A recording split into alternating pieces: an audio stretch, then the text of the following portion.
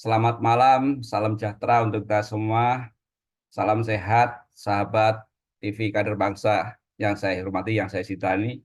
Seperti biasanya, kalau malam-malam seperti ini, saya selalu mencari inspirasi apa yang harus saya sharing kepada bangsa ini untuk perbaikan akhlak, karakter, budi pekerti yang nantinya akan kita eh, orang-orang tua ini akan hilang dan anak-anak muda akan menjadi penggantinya. Nah, alhamdulillah malam ini saya eh, mendapatkan tamu saya yang luar biasa, saya kira Mas Gibran Muhammad Nur. Ini salah satu angan-angan saya sebetulnya bahwa saya memiliki eh, apa namanya kader-kader seperti Mas Gibran ini. Ya, teman-teman, Anda tahu semua bahwa Mas Gibran Muhammad Nur ini viral ya di mana-mana dan saya kira apa yang dia lakukan ini menjadi bagian penting, eh, momen penting untuk kehidupannya ke depan ya, maupun untuk kehidupan pribadi dan keluarganya kelak. Nah, momen yang luar biasa. Nah, namun saya tidak akan bicara politik, sahabat SKB. Yang saya ingin, karena ini memang media untuk membangun karakter. Dan saya mendapatkan buahnya ini. Ini buahnya yang sudah jadi ini. Terus saya merasa bahwa saya ingin menimba ini. Wah, luar biasa. Mas Gibran usia 2-3 tahun, luar biasa. Sampai saya tuh, Mas, diskusi sama istri saya, dia anak ini gimana? Dulu dimakanin apa ini? Saya bilang gitu. Kok bisa begini? Mohon maaf ya. Sampai begitu saya. Oke, Mas Gibran, kalau boleh tahu nih, sebelum saya masuk ke masalah-masalah yang Anda lakukan, Mas Gibran, kalau boleh tahu, panggil saya Mas Kus aja, Mas Gibran, nggak apa-apa, ya. Jadi Ya, Mas. supaya kita sama-sama muda gitu. Nah, Mas Gibran, sebutkan tokoh nasional yang Anda miliki, Anda miliki idola yang sudah almarhum. Siapa, Mas? Wah, ini menarik nih, Mas Kus nggih. Iya. Eh, saya sangat mengidolakan yang namanya Tan Malaka, Mas. Oke. Itu yang pertama. Yang kedua, Soekarno, Mas. Karena apa? Menurut saya, Tan Malaka beliau punya pemikiran yang luar biasa. Saya sempat baca bukunya beliau yang berjudul Madilog. Sejak saat itulah saya ngefans sama beliau di SMA dulu. Hmm, Kemudian kalau Soekarno saya ngefans sejak ketika saya udah mulai masuk kuliah sih, Mas. Karena ternyata setelah saya dalami sejarah Indonesia, kemudian pemikiran-pemikiran beliau, Nawaksara ya kalau nggak salah ya, ya. itu ternyata buah pikir beliau itu sangat mengilhami bangsa Indonesia, atau lebih Hmm. ke pemikiran-pemikiran beliau itu adalah wujud representasi bangsa Indonesia. Jadi itu Mas, dua Oke, tokoh yang saya sangat idolakan. luar biasa. Tan Malaka sama Soekarno ya. Oke. Ya, Mas, kapan sih sebenarnya Anda mulai tertarik jadi aktivis itu sebetulnya? Kalau boleh tahu. Ini menarik sih Mas. Kalau ditelisik lebih jauh, sebenarnya saya tuh dari kecil adalah seorang anak kecil yang sangat penakut. Oh, Saking saking penakutnya ya Mas ya. Kalau hmm, hmm. saya dengar pesawat terbang lewat, itu saya sembunyi di bawah meja. Hmm. Kalau tidur harus Itu bareng itu sama mama, SD ya, SD. itu Mas. Oh, Dari TK sampai SD, itu saya benar-benar penakut. Kalau ketemu orang saya nggak mau, harus sama bunda, makan oke. disuapin. Bahkan sampai kelas 6 SD disuapin makannya tuh. Hmm.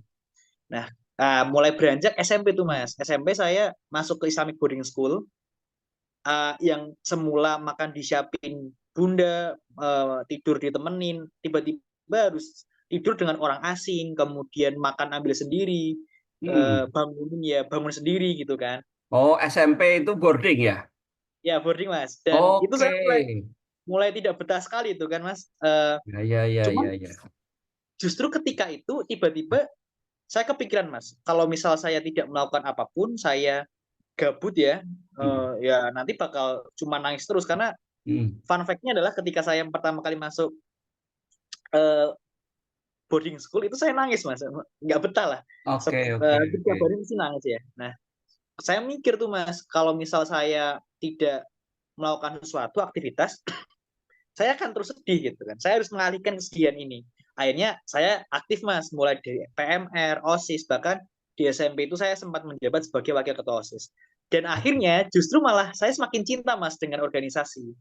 Akhirnya betah di Oke. asrama, malah ketagihan SMA, akhirnya boarding school juga. Justru di SMA inilah saya semakin dimatangkan. Saya jadi ketua angkatan plus ketua OSIS, sembari saya Oke. jadi tim Olimpiade biologi di di SMA. Nah, Nah, sejak saat Mas, itulah Mas, mulai. sorry. Tadi yang menarik SMP tadi. SMP kan tadi takut, kemudian mulai itu dapat ada pembisiknya nggak waktu itu? Ada punya nggak? Siapa yang menjadi pembisik Anda? Anda jangan gitu, Gibran. Ya. Gibran harus begini. Nah, itu siapa, Mas? Ada guru atau gimana? Nah, menarik nih Mas, kebetulan banget SMP sama SMA saya adalah SMP dan SMA yang sama dengan kakak saya. Hmm. Ya. Jadi kakak saya selisih 7 tahun dengan saya, dan saya sering banget dibanding-bandingkan dengan kakak karena guru SMP dan SMA saya itu mengenal kakak saya. Jadi kalau Hmm. ketemu saya mesti saya di dicengin kan, kayak itu loh Bran, kayak kakakmu dulu Oke. wakil ketua OSIS loh, dulu kakakmu aktif berorganisasi. Nah akhirnya Oke. saya nggak mau kalah Mas, saya meskipun saya nggak betah di asrama, saya harus lebih maju daripada kakak saya, karena saya ingin kelak kalau saya punya adik atau guru saya ketemu sama orang tua saya, yang dibanggakan bukan nama Hafiz Muhammad Nur atau kakak saya, tapi Gibran Muhammad Nur, saya sendiri gitu. Nah, Oke. ditambah ayah tuh tipikal orang yang eh, ingin anaknya berprestasi Mas, entah itu dalam konteks apapun, sehingga karena dulu kan ayah tuh sempat tegas ya Mas ya, bahkan saya Hmm. sempat turun ranking itu pun dimarahin habis-habisan. Jadi Hmm. beliaulah yang mendidik saya, cowok tuh harus tegas, cowok tuh harus, ya kamu calon calon kepala rumah tangga, kalau kamu lembek kamu nggak bisa jadi kepala rumah tangga. Akhirnya, nah itu Mas, dua pembisik motivasi ya. Yang pertama dari saya nggak pingin kalah dari kakak, yang kedua ayah sih yang sangat ngepres, dan akhirnya ya bisa move on lah Mas, Iya, gitu. iya, iya, iya. Wah, luar biasa. Jadi ini teman-teman SKB ya, apa yang disampaikan Mas Gibran tadi ini kadang-kadang ada tolak belakang dengan teori psikologi ya. Katanya kan kalau psikologi jangan membanding-bandingkan. Tapi ternyata Mas Gibran saat ada orang membandingkan, justru itu menjadi pemicu. Ini luar biasa nih. Kadang-kadang kan secara psikologi bilang begitu, anak itu jangan dibanding-bandingkan. Gitu. Tapi ternyata ketika ada statement itu justru membuat Mas Gibran memilih untuk aku harus terbaik. Ini luar biasa. Oke, Mas. Mas, ini kan saya tahu lah ya aktivitas Anda di media sosial itu luar biasa dan orang kadang-kadang ya menyinyir lah ketika Anda mencapai suatu prestasi puncak ya sebagai menurut saya aktivis mahasiswa itu ya ketua BEM gitu ya. Sorry, KM itu apa Mas ya? Singkatan apa? BEM KM. Keluarga mahasiswa Mas, itu Oke, artinya keluarga tingkat mahasiswa ya. universitas. Jadi memang resmi ya. Iya Mas. Oke. Bukan bukan BEM-BEMan ya, tapi memang BEM resmi ya. Oke. Nah, Mas, jadi banyak orang yang melihat bahwa Anda ini kan hebat lah. Kalau saya sendiri merasa mengapresiasi karena itu nggak mudah ya. Saya untuk mencapai puncak prestasi sebagai ketua BEM ini kan ada proses gitu ya. Yang membuat Anda begitu apa ya berani terus kemudian Anda mencapai puncak itu ada bisa diceritakan sedikit Mas prosesnya. Anda kan mulai dari Iya. fakultas atau cara waktu itu kok di fakultas pun Anda dipilih. Itu gimana Mas suasana saat itu? Mungkin bisa digambarkan ke teman-teman ini. Iya Mas. Awalnya memang saya menargetkan menjadi ketua BEM di tingkat fakultas Mas. Jadi dari saya maba itu saya planning Mas, semester 1 saya harus ngapain, semester 2 harus ngapain, sampai semester 6 ya, karena ketua BEM di tingkat fakultas di UGM itu semester 6. Jadi Hmm. saya planning itu Mas, dari maba saya harus ngapain, mulai dari aktif di BEM, mulai dari staff, kemudian jadi ketua Komisi Pemilihan Umum Mahasiswa, kemudian jadi ketua ospek, sampai eh, melanggeng ke ketua BEM fakultas. Hmm. Nah, ketua BEM universitas itu sebenarnya tidak saya planning Mas. Oh, Eh, jadi saat itu karena politik kampus sedang dinamis ya Mas ya, ada beberapa teman-teman yang mendorong saya untuk melanjutkan ke tingkat universitas.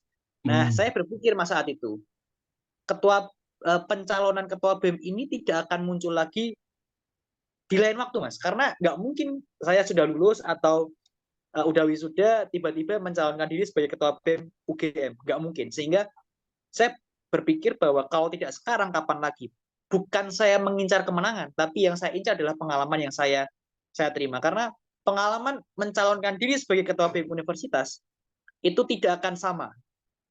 Jadi tidak akan muncul lagi di lain waktu.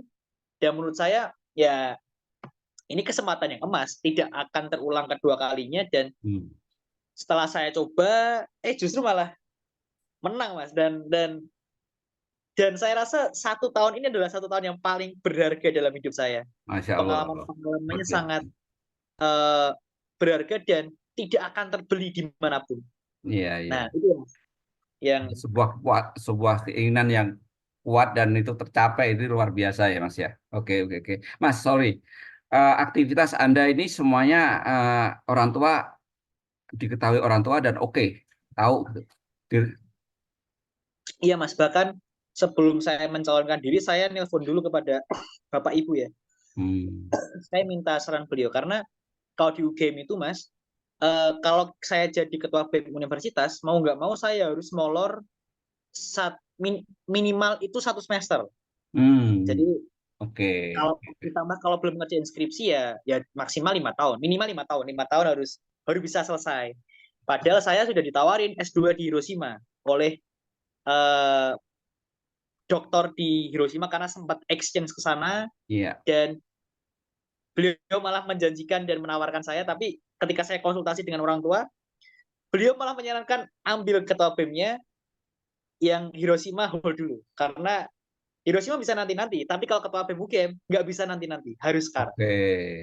Gitu Ya, mas. ya, ya, ya. Ini luar biasa. Orang tuanya ini sangat mendorong sekali ya. Hebat, hebat, hebat.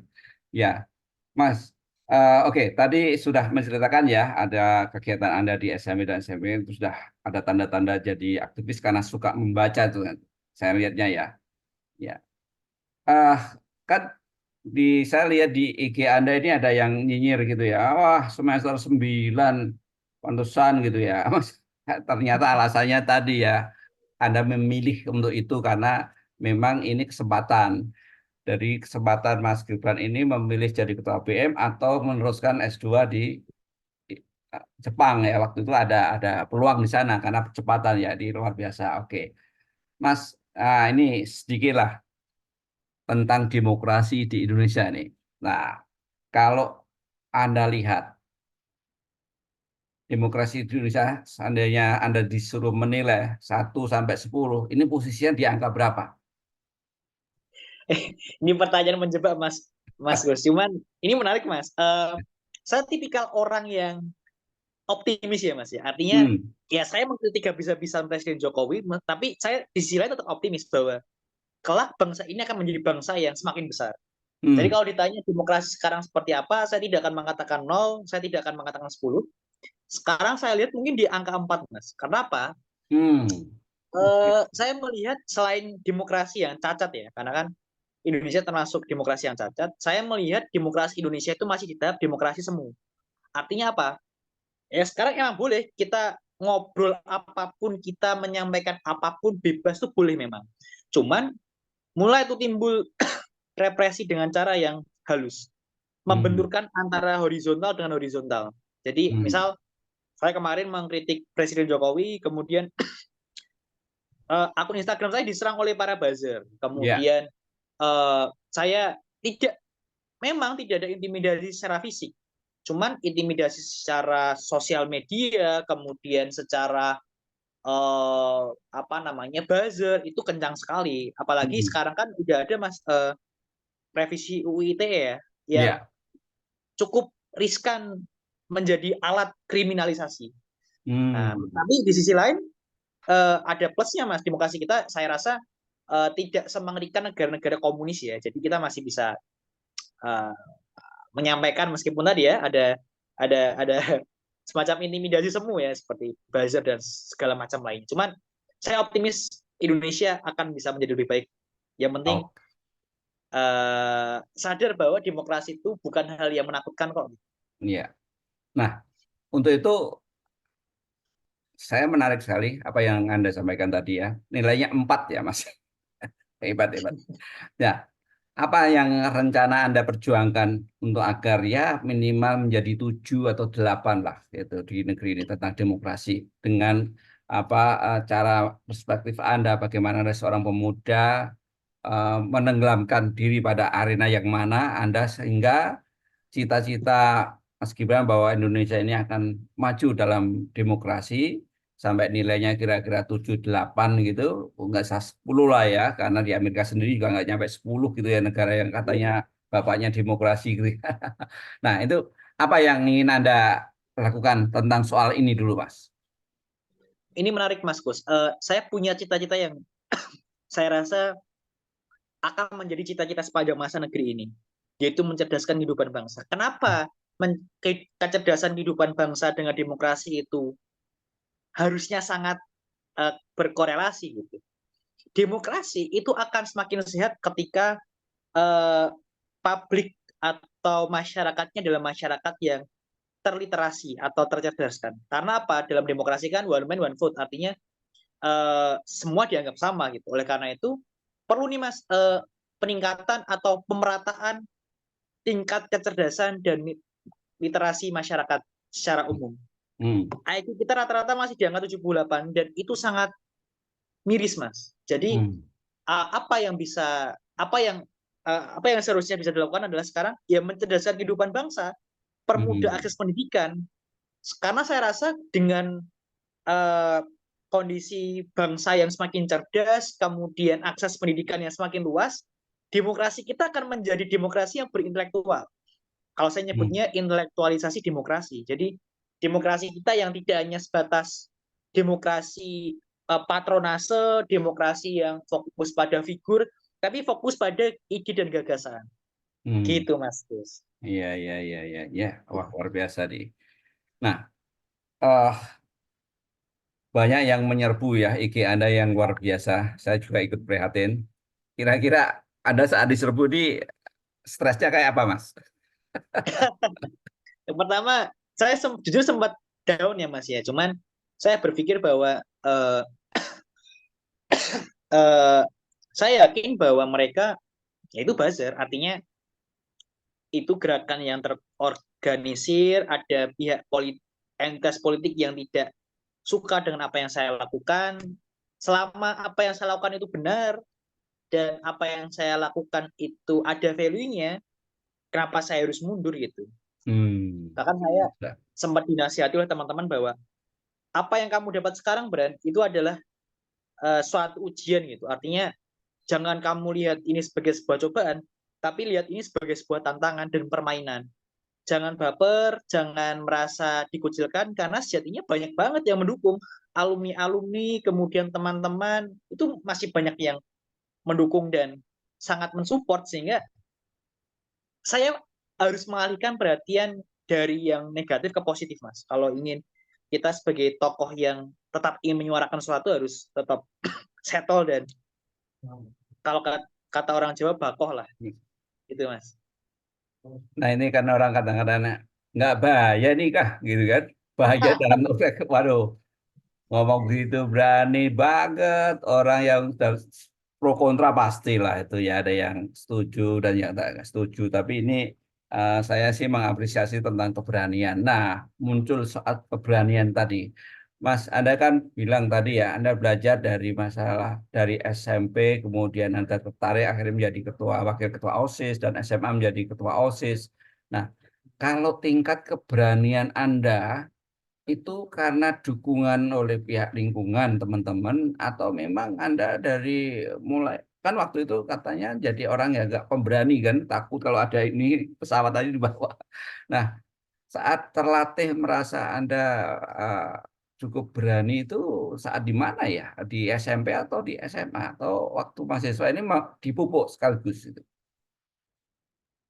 Saya merasa titik baliknya ada di SMP sih Mas, karena tadi ya ada transformasi dan semakin ke sini semakin saya coba untuk pupuk. Eh, Terus apa bahan bakar saya untuk terus berani, Mas?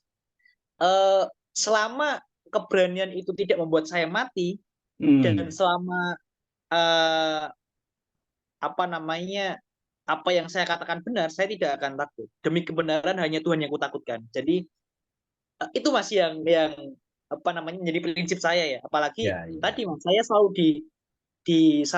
dipanas-panasi ya, atau selalu dinasihati oleh ayah ya. Kamu tuh laki-laki. Meskipun cukup cukup aneh Mas, cukup maskulin, cuman sisi positifnya adalah kamu tuh laki-laki, kamu seorang imam. Masa kamu mau menjadi seorang laki-laki yang menjadi imam yang pengecut gitu? Kamu Hmm. harus menjadi pemimpin yang berani gitu.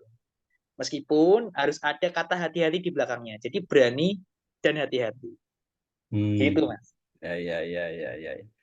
Saat Anda waktu ingin mengkritik presiden itu sebetulnya keputusan kelompok atau ide pribadi sih, Mas? Gelar alumnus paling memalukan itu adalah gelar yang diberikan tidak cuma dari Ketua BEM ya, tapi dari BEM UGM kepada Pak Jokowi. Jadi itu udah konsensus bersama untuk menobatkan Hmm. beliau sebagai Oke, alumnus paling memalukan. oke, ya, oke. Eh, kalau ini Mas, sekarang ini kan mau pemilu ya, pemilu. Anda yakin bahwa pemilu tahun 2004 nanti itu betul-betul akan jurdil, Mas? Pandangan Anda gimana? Permisi Pak, tadi ada sedikit Jadi terputus di eh, aku. kan tahun depan kita pemilu, ya. Anda yakin bahwa pemilu nanti itu akan akan jujur dan adil terjadi gitu. Artinya eh, keadilan ada di bilik-bilik itu masyarakat. Eh, Nah, saya rasa 2024 akan menjadi pemilu yang paling kontroversial ya Mas ya. Kenapa? Mulai dari tahapan peraturan batas usia capres-capres itu pun udah bermasalah gitu. hmm, Ad- Diputuskannya, kemudian ya diputuskannya para hakim MK di sidang MK menjadi tersangka, menjadi atau bersalah ya. Saya rasa itu sudah menjadi bukti empiris bahwa ya ya memang ada intervensi yang masuk ke hmm, dalam MK dan itu dibiarkan. Sejak saat itulah saya mulai merasa bahwa pemilu 2024 ini akan menjadi pemilu yang menurut saya paling paling kontroversial ya. hmm, Belum lagi ditambah isu soal uh, kurang netralnya aparat. Dan itu banyak sekali diperbincangkan di akar rumput, Mas. Meskipun hmm, saya tidak memiliki bukti ya, cuman ketika saya berbincang dengan uh, teman-teman di arus bawah, di grassroots, itu semacam nyata benar adanya. Bahkan saya sempat berbincang dengan salah satu petinggi di salah satu provinsi. Beliau adalah eselon 2 nampaknya ya. Dia kepala bagian di provinsi, salah satu provinsi di Jawa. Beliau tahu betul dan menyampaikan kepada saya, kebetulan beliau juga alumni UGM. Beliau buka-bukaan sekali kepada saya, dan beliau memang mengamini dan mengiyakan bahwa memang ada semacam arahan. Dan kemudian saya sempat baca juga di uh, sebuah majalah ya, di hmm, situ memang ada indikasi ya, indikasi Polda di salah satu provinsi membiayai keberangkatan kepala desa ke Jakarta untuk menghadiri suatu acara pasangan calon. Nah itu kan, itu udah menjadi wujud bahwa apakah 2024 menjadi pemilu yang tidak adil dan tidak jujur, itu masih debatable ya, artinya masih bisa diperdebatkan. Cuman apakah 2024 menjadi pemilu yang paling kontroversi, itu mungkin jawabannya adalah iya. oke, Gitu. oke, oke, ya, ya, ya, ya. Iya sih, ya, kita mudah-mudahan lah ya masyarakat semakin paham betul. Tadi setuju saya bahwa pendidikan adalah bagian dari yang terpenting kita kembangkan di Indonesia dan karena ya semangatnya kita semuanya tahu bahwa ini ada keinginan untuk mencapai negara yang adil, negara yang makmur, negara yang demokratis gitu semuanya. Tapi kita masih melihat bahwa pemilu ini menjadi ajang yang tadi menurut Anda sangat kontroversial karena masih banyak jebakan-jebakan yang akhirnya orang itu memilih menerima uang gitu kan. Bahkan kalau nggak salah ada informasi dari ATK apa PT ATK itu yang ada transfer ini baru ada penyelidikan itu ya. Ini juga menarik. Nah, Mas, ada ide nggak gimana supaya rakyat ini ya mau nerima uang tapi tidak mau memilih orangnya, gitu kan? Atau itu sebenarnya anjurannya nggak bener ya, nggak boleh lah. Tapi paling tidak nerima uang tapi dikembalikan. Wah, luar biasa itu lebih lebih dasar lagi kan. Tapi kenyataannya kan berkali-kali kita selalu ada yang namanya aroma money politik. Punya ide nggak sih sebetulnya seorang Gibran ini agar masyarakat betul-betul sadar dan kemudian semuanya lebih melakukan sesuatu yang bijak, yang oke, saya amanah, saya akan dan saya tidak terima, atau kalau saya terima tuh saya akan kembalikan ke tempat-tempat yang mestinya menerima. Sejauh mana sih Anda melihat bahwa rakyat Indonesia itu masih suka dengan money politik gitu loh maksudnya. Yang penting uangnya baru dicoblos kan itu. Karena katanya 5 tahun sekali sehingga waduh kenapa tidak saya ambil? Nah ini kan bahaya menurut saya. Tapi mungkin Mas Gibran punya ide atau punya cara-cara yang ingin disampaikan ke publik bahwa sebaiknya itu seperti apa? Ada pandangan Mas? Ini pertanyaan yang cukup sukar ya Mas ya. Artinya gini, bicara soal money politik itu bicara soal perspektif orang gitu terhadap pemilu. Ada julukan lain selain pemilu itu sebagai pesta demokrasi, yaitu ajang bagi-bagi rezeki, Mas. Jadi emang paradigma orang-orang ketika mendengar pemilu itu memang ya ini ajang mereka untuk memperoleh rezeki dari para kontestan politik. Hmm. Itu yang menjadi tantangan berat, Mas. Karena apa? Nampaknya saya berarti tahun depan ya 2024 menjadi tahun kedua saya untuk jadi peserta pemilih ya, pemilih. Ya. Dan memang secara kasat mata itu sudah mengakar Mas bahwa money politik itu adalah hal yang lumrah. Memang hal yang salah, cuman itu hal yang lumrah dilakukan. Jadi kesalahan yang dilumrahkan, nah itu yang berbahaya. Terus bagaimana cara mengeradicate atau mengurangi itu semua? Ini akan menjadi perjalanan yang panjang, Mas. Intelektualisasi demokrasi itu bukan hanya sebatas 1-2 tahun, tapi soal proses jangka panjang. Saya sempat mengobrol dengan Mas Gafar. Mas Gafar itu adalah dosen di politik pemerintahan UGM.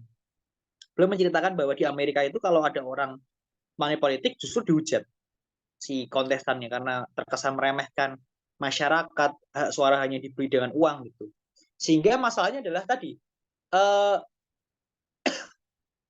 pencerdasan atau apa namanya peningkatan literasi masyarakat itulah satu-satunya cara yang paling konkret untuk menghapus money politik. Kenapa? Kalau misal para pemilih ini sudah tahu betul bahwa suara mereka tidak semurah itu, dan akhirnya uang-uang itu tidak diambil, kemudian akhirnya para kontestan politik sadar betul bahwa apa yang mereka lakukan, yaitu money politik itu hal yang tidak efektif lagi, akhirnya demokrasi kita akan menjadi demokrasi yang sehat dan low budget. Kenapa Indonesia menjadi salah satu negara yang paling banyak tingkat korupsinya? Indeks korupsi kita selalu menurun. Karena apa? Karena ongkos politik kita selalu besar. Kenapa ongkos politik kita terlalu besar? Karena ya tadi dipakai buat money politik. Akhirnya apa? Korupsi di mana-mana. Ada pasal titipan, kebijakannya nggak jelas, korupsi di mana-mana. Nah, itu sebenarnya kenapa bangsa ini tidak menjadi bangsa yang besar? Karena money politik, Mas. Karena Hmm. ongkos politiknya besar sehingga ya tadi. Kenapa ongkos politik besar? Karena ada money politik kan. Kenapa ada money politik? Karena pencerdasan masyarakat kita yang masih minim terhadap value dari sebuah suara. Nah, itu yang itu seperti lingkaran setan, Mas. Jadi Iya, iya, iya, kalau iya. pendidikan kita tidak maju, perspektif masyarakat soal politik akan sangat rendah. Ketika sangat rendah ya ada money politik, kemudian ada korupsi dan berbagai macam negatif lainnya. Sehingga satu-satunya cara ya meningkatkan akses pendidikan. Oke. Panjang sekali, Mas. Ya, makasih, makasih. Mas, ini tentang rencana masa depan Anda ini. kalau boleh tahu kan, Anda kan nanti juga jadi dewasa ya, pasti Ya. akan punya istri, punya keluarga gitu kan. Ya, kira-kira pengen jadi apa sih ke depan ini? Kan ada tiga ya. Kalau orang itu setelah kuliah itu kan ada tiga jalur ya, jalur pengusaha, jalur profesional, atau jalur aktivis politikus. Ya. Ini kayaknya kemana nih? Eh, ini pertanyaan menarik, Mas Gus. Banyak teman-teman yang menyarankan saya untuk aktif di politik. Apalagi akhir-akhir ini ya, yang cukup santer namanya, kemudian sudah cukup garang lah ya.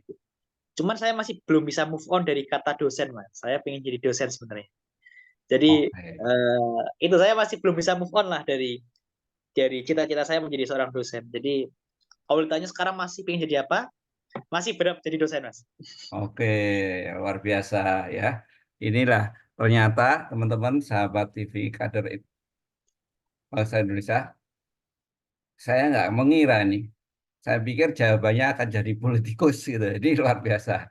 Jadi Mas Gibran ini ternyata masih berkeinginan kuat menjadi dosen. Ya mungkin kalau ada nanti yang kita pahami bahwa ada komunitas, ada teman-teman yang mendorong jadi politikus itu soal lain ya.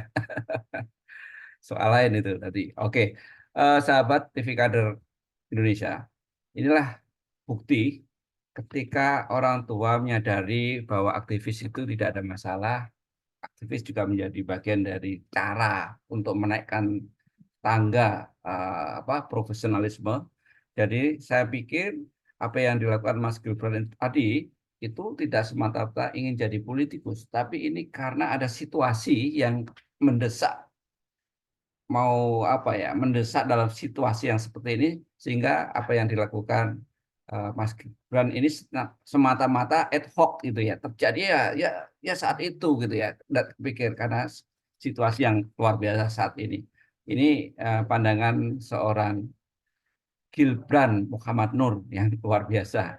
Oke, Mas, kalau boleh tahu nanti ya, pada saat aktivitas-aktivitas apa sih sebetulnya Anda bisa menjadi seorang yang saya lihat itu Anda pinter ngomong gitu ya, pinter ngomong ini dilatih atau memang ada latihan-latihan itu Mas saat Anda SMP, SMA atau kapan?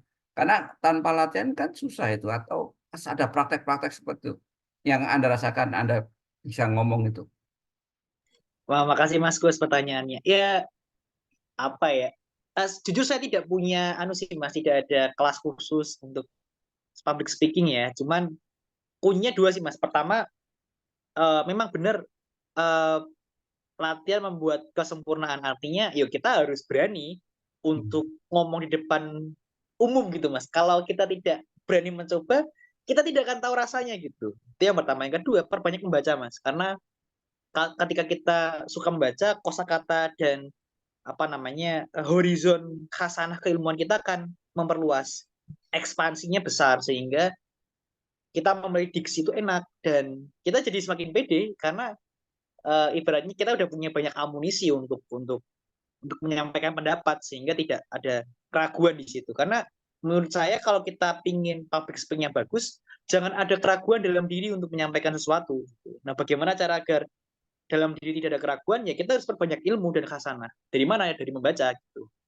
Nah, itu Mas. Jadi kalau ditanya apakah saya ikut kelas membaca, kelas public speaking atau pidato, belum pernah Mas. Jadi nah ini mungkin Oke, tapi mungkin pure ada rapat-rapat yang selalu menghadirkan Anda untuk berdiskusi barangkali itu bagian dari.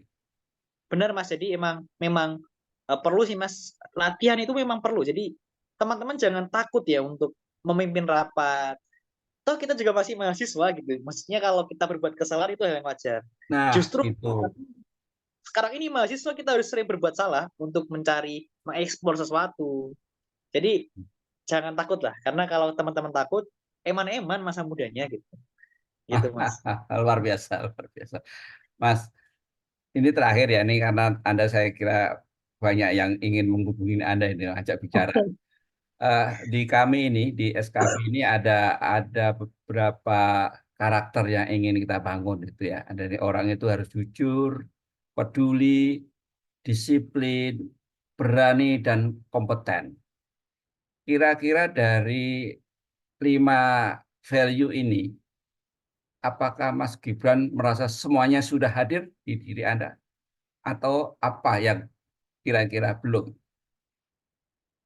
Eh, dari kelima itu yang mungkin saya merasa masih kurang tuh kompeten, Mas. Karena gini, saya merasa masih banyak kekurangan saya dalam konteks memimpin misalnya. Meskipun orang akan melihat, oh kamu kan ketua BEM, Bran.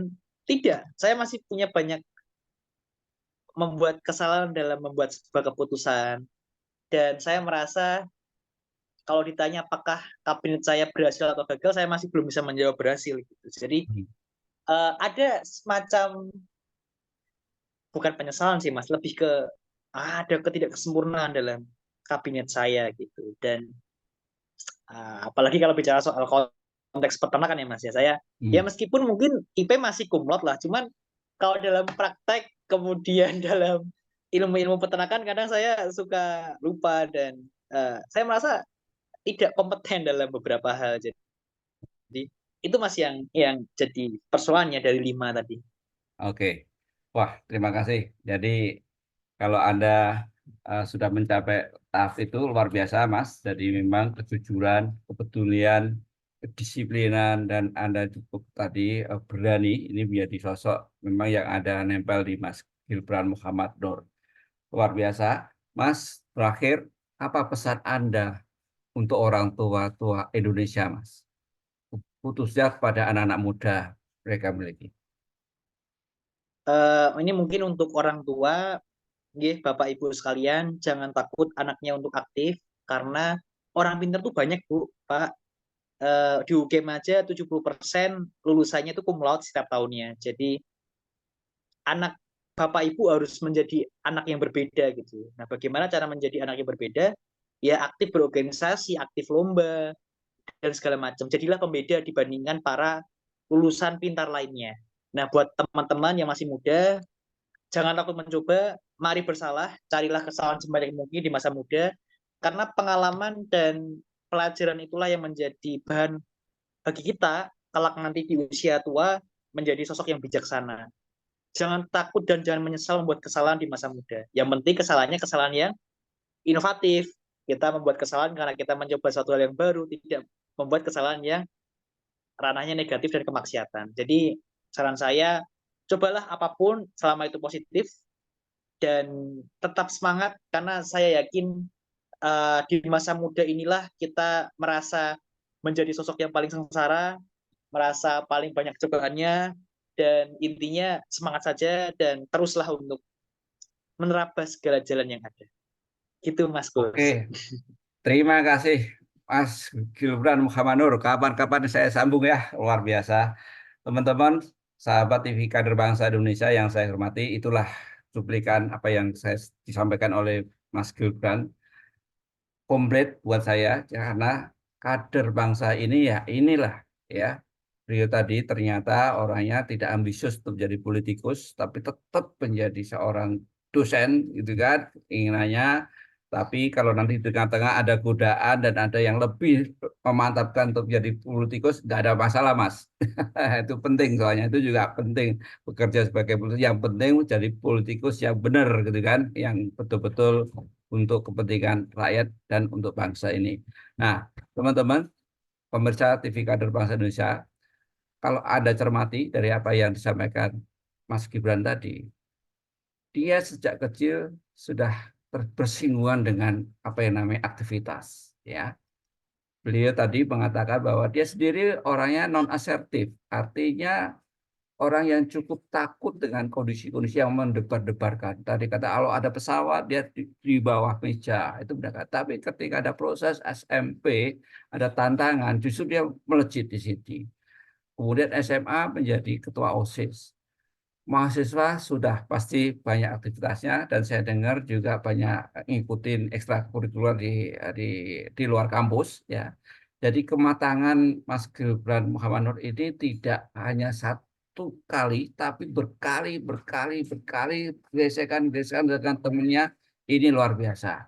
Dan Bapak dan Ibu sekalian, sebagai pemirsa, Anda janganlah ada tahan ketika anak Anda memilih menjadi aktivis. Karena ini sekolah yang luar biasa. Dan Mas Gibran tadi mengatakan, ayo cari kesalahan, mumpung masih mahasiswa. Itu luar biasa. Mas, terima kasih sekali lagi atas waktunya. Semoga Anda ke depan mendapatkan hidayah jadi orang pemimpin nasional Indonesia. Salah satunya adalah Gibran Muhammad Nur. Terima Amin, kasih Pak. sekali lagi, Mas. Matur Assalamualaikum nuwun, Mas. warahmatullahi wabarakatuh. Waalaikumsalam warahmatullahi wabarakatuh.